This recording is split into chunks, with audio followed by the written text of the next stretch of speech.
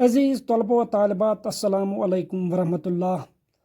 آج ہماری 9th class کے بہارستان اردو کا جو آج کا ٹاپک ہے، یعنی عنوان ہے جس پر ہم گفتگو کریں گے، وہ ہے خاکہ نگاری۔ خاکہ نگاری جو ہے یہ اصل میں نثری صنف ہے۔ خاکہ نثری ادب کی ایک دلکش صنف ہے۔ یعنی خاکہ جو ہے یہ نثری ادب، اس کی ایک دلکش صنف ہے۔ دلکش ہو گیا خوبصورت، دل کو لبھانے والی۔ انگریزی میں خاکے کو اسکیچ یا پین پورٹریٹ کہتے ہیں۔ انگریزی میں خاکے کو اسکیچ یا پین پورٹریٹ بھی کہتے ہیں۔ پین پورٹریٹ بولتے ہیں ہم قلمی تصویر، یا شخصی خاکہ بھی ہم اس کو بولتے ہیں۔ اس کا فن غزل اور افسانے کے فن سے بہت مشابہت رکھتا ہے۔ جو خاکے کا فن ہے یہ غزل اور افسانے سے ملتا جلتا ہے، کیونکہ غزل کے ہر شعر میں الگ الگ موضوع ہوتا ہے۔ ایک ہی شعر میں شاعر جو ہے پورا مفہوم ادا کرتا ہے۔ افسانے میں بھی جو ہے وہ بہت کم الفاظ میں جو ہے زندگی کا کوئی بھی پہلو پیش کرتا ہے۔ اسی طرح خاکہ جو ہے، خاکے میں بھی جو ہے خاکہ نگار وہ کسی بھی جس پر خاکہ لکھا جاتا ہے اس کی چنندہ واقعات ہی کو بیان کرتا ہے۔ مشابہت ہو گیا موافقت، کیونکہ اختصار اس کی بنیادی شرط ہے۔ اختصار ہو گیا مختصر، کیونکہ مختصر الفاظ میں ہی اس کو، یعنی مختصر الفاظ میں کسی شخصیت جو ہے اس کی جو ہے خوبیاں یا کمزوریاں یہ بیان کی جاتی ہیں۔ خاکے میں کسی شخصیت کے نقوش اس طرح ابارے جاتے ہیں کہ اس کی خوبیاں اور خامیاں اجاگر ہو جاتی ہیں اور ایک جیتی جاگتی تصویر قاری کے پیش نظر ہو جاتی ہے۔ خاکے میں جو ہے کسی بھی شخصیت کے نقوش ہو گیا، نقش کی جمع ہے، تصویر، اس کو اس طرح ابارا جاتا ہے، یعنی نمایاں کیا جاتا ہے کہ اس کی خوبیاں بھی اور خامیاں بھی وہ اجاگر ہوں، اور جو جیتی جاگتی اس شخصیت کی تصویر جو ہے قاری یعنی پڑھنے والے کے سامنے بالکل اس کی نگاہوں کے سامنے رہے۔ مولوی عبدالحق نے نامدیو مالی اور رشید احمد صدیقی نے کندن کا خاکہ لکھ کر یہ واضح کر دیا کہ خاکے کا موضوع عظیم شخصیتیں ہی نہیں، معمولی انسان بھی ہو سکتے ہیں۔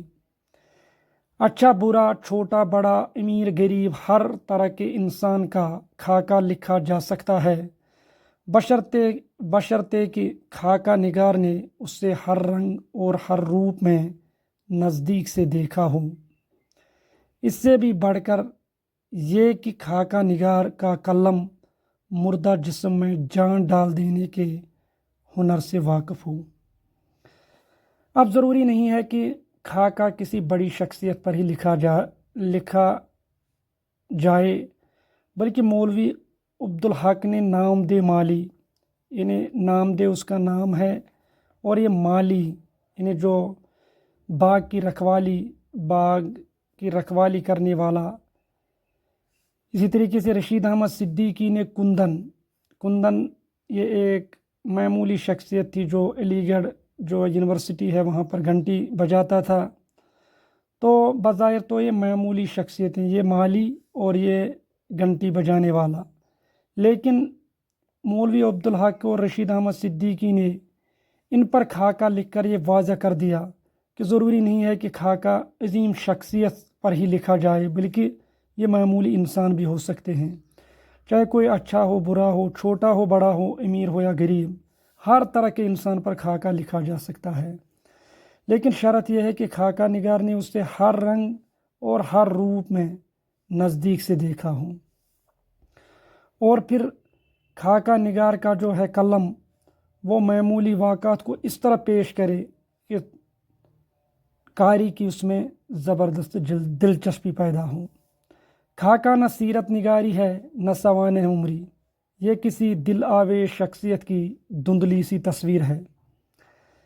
अब खाका न सीरत निगारी है, सीरत चूँकि उसमें सारे वाक़ात ही बयान किए जाते हैं। सवान उम्री, उसमें बचपन से लेकर बुढ़ापे तक सारे वाक़ात, बल्कि ये किसी दिल आवेज, दिल को छू लेने वाली, दिल को लुभाने वाली शख्सियत की जो है धुंधली सी तस्वीर। धुंधली हो गया जो पूरी शफाफ ना हो, इन्हें पूरी शख्सियत तो वाज़ेह नहीं बल्कि उसकी धुंधली सी तस्वीर। धुंधली हो गया मध्यम, हल्की या गैर शफाफ उसकी तस्वीर होती है। इन्हें पूरी शख्सियत की नहीं बल्कि चुनिंदा वाक़ात की ही मामूली तस्वीर पेश की जाती है। इसमें न उसकी ज़िंदगी के अहम वाक़ात की गुंजाइश है, न ख़ास तारीख़ों की और न ज़्यादा तफसील की, क्योंकि खाके में न अहम वाक़ात को कि फ़लाँ वक्त में ये वाक़ा पेश है इसकी भी गुंजाइश नहीं, न ख़ास तारीख़ के फ़लाँ तारीख़ को क्या हुआ है और न ज़्यादा तफसील की। मुसन्निफ़ ने किसी शख्स में कुछ काबिल ज़िक्र खुसूसियत देखी हों और वो उन्हें दिलचस्प अंदाज से बयान कर दे तो यही खाका है। अब मुसन्निफ़ यानी खाका निगार ने किसी शख्स में कुछ काबिल ज़िक्र, इन्हें जो ज़िक्र करने के काबिल हैं, जिनका तज़किरा होना चाहिए, ये खुसूसियत देखी हूँ और फिर वो उन्हें अच्छे अंदाज में, बड़े दिलचस्प अंदाज में जो बयान करे तो खाका यही है। मंटू ने मेरा साहिब लिखकर ये साबित कर दिया कि सुनी सुनाई बातों की बुनियाद पर भी एक कामयाब खाका लिखा जा सकता है। उन्होंने मोहम्मद अली जिन्ना के ड्राइवर से उनके हालात सुने और ये खाका लिखकर उनकी जिंदा जावेद तस्वीर बना दी। अब यहाँ पर मंटू का जिक्र है कि मंटू ने मेरा साहब लिखकर, किस पर मेरा साहब? मोहम्मद अली जिन्ना पर जो खाका लिखा है मेरा साहब के नाम से, लेकिन उन्होंने सिर्फ उसके ड्राइवर से बातें सुनी और फिर कामयाब खाका लिखा और जिंदा जावेद बना दिया। जिंदा जावेद हो गया लाफानी, यानी लाफानी जो है वो खाका लिखा है। लेकिन ये तो एक्सेप्शन यानी वरना खाका जिस पर भी लिखा जाए उससे खाका निगार करीब से जानता हो। उर्दू में बाकायदा खाका निगारी के आगाज़ को ज़्यादा अरसा तो नहीं हुआ, लेकिन शोराए उर्दू के तज़किरों में